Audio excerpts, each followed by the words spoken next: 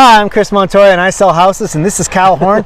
And Kyle Horn sells fitness, adventure, all kinds of stuff, but he's pitching something a little new today. Kyle, tell me what you got. Well, on the ballot, the Cañon City Area Recreation and Park District has two questions before the voters this November.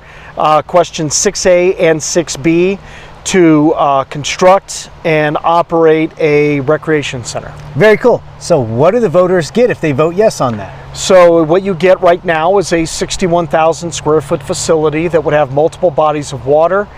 There would be a cover over the outdoor lap pool, create year-round use, allow for high school swim teams, competitive swim teams. It'd also allow for a great leisure component for the community, warm water therapy. You're also looking at gymnasium. There's a fitness component, exercise rooms, meeting rooms, and a walk-jog track.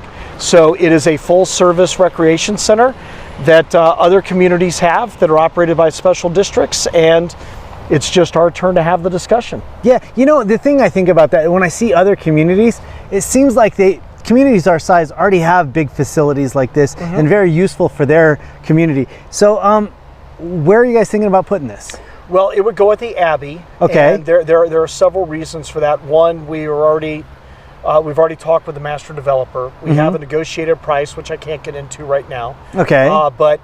But by putting it at the Abbey, it allows for the vast majority of off-site costs, which are bringing in water, sewer, electric, gas, roads, sidewalks, bringing all that in. It allows us to create a more affordable project, whereas if we put it on land that the rec district already owns, we wouldn't have that option, and that could run another $4 or $5 or even $6 million added to the project. It gives the taxpayer more bang for their buck in the building, which is what it's all about. And on top of that, you know, the Abbey is pretty centrally located, easy to get to a lot of different spots. So, you know, it sounds like, so who's going to bear the burden of this if the community comes together and agrees on this? So this is a proposed, we're a special district, we can only do a property tax. Okay. We cannot do a sales tax. And by the way, in the surveys that were done, the citizens were overwhelmingly against a sales tax for this project because we're already at 8.4. So that left us with property tax. And our property tax, we rank 40th out of 64 counties in the state of Colorado. So on average, we're relatively low. So when we look at our property tax, we said, okay, we can do this. Now, how can we make it affordable? The first run at it, it was about a 14 mil increase. Then it became a 10 or 11.5 mil increase. We actually have narrowed the focus of the project down, and in part because of the offsite cost savings, we actually have it down to 9.727 mils. So we have really tried to think about the voter, their economic impact, and how this does. But it's the property owners in the district, and if you own property inside the district but live outside, you would be taxed as well. But they get to vote also. Yeah. So property owners and residents of the Cañon City Area Recreation and Park District will get to vote. It does impact them, but your annual impact is basically per $100,000 of actual assessed value on your home. It works out to about $70 a year or $5.80 per month per $100,000 of value. Yeah, so the interesting thing I think about that is, I wonder, and I don't know how you would quantify this since I'm in real estate, I wonder how much it would raise the actual value of your property, because it seems like that would be very impactful. I always think about things, you know, since I'm a real estate agent, I think about things and how they impact property value, and it's a double-edged sword. I like to see, you know, locals be able to afford our real estate, and also I like to see people be rewarded for, you know, the honor of owning real estate. Yeah. Well, interesting. Kevin Zerbe actually, or not Kevin. I'm sorry, but Kurt. Thank you. Okay. I went for the brother.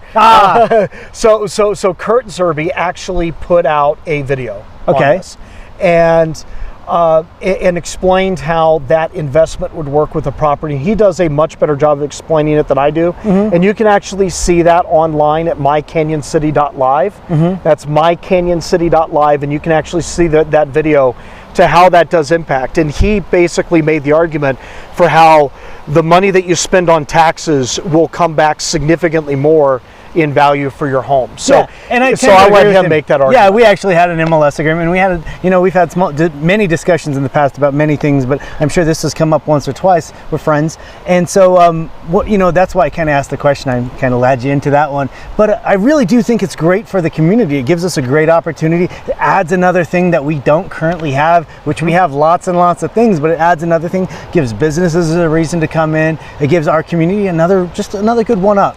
Yeah, and rec centers, one of the things that a lot of people don't realize is the economic impact. And speaking with site selectors for business, not having a rec center is a huge problem in the community as we're trying to compete to draw in business. And that is something we don't have, but a lot of other communities do. Those are decisions that were made in communities such as Fairplay, Fort Garland, Alamosa, Walsenburg, Gunnison, Montrose, Estes, Eaton Park, Gypsum, DeBeck. Yeah. I mean, the list goes on and not on. to talk bad about anybody, but if Alamosa has a great rec center, come on, guys, why don't we? And it's just teasing Alamosa. Just teasing Alamosa. It would actually be really nice to have a facility like this. We believe that there are benefits. It serves the wellness of our community. It takes care of everybody from 0 all the way into their 90s. It fits some needs that are missing. And rec centers don't normally, and traditionally in these communities, have not taken away from private business. They've enhanced things. Yeah. It doesn't put other companies out of business.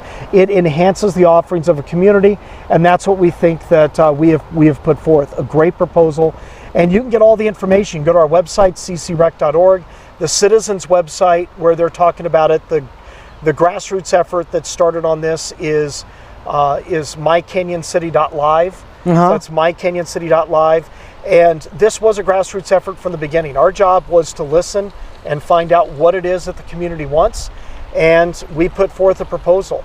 Everything came through in surveys, public focus groups, feasibility studies. Our job was just to listen and pay attention, and that's what we did. So we've listened to you guys. We hope to help you guys. We hope you guys vote for it. We really appreciate it. What is the ballot numbers again? So 6A is the mill levy increase, and 6B is the bond for construction.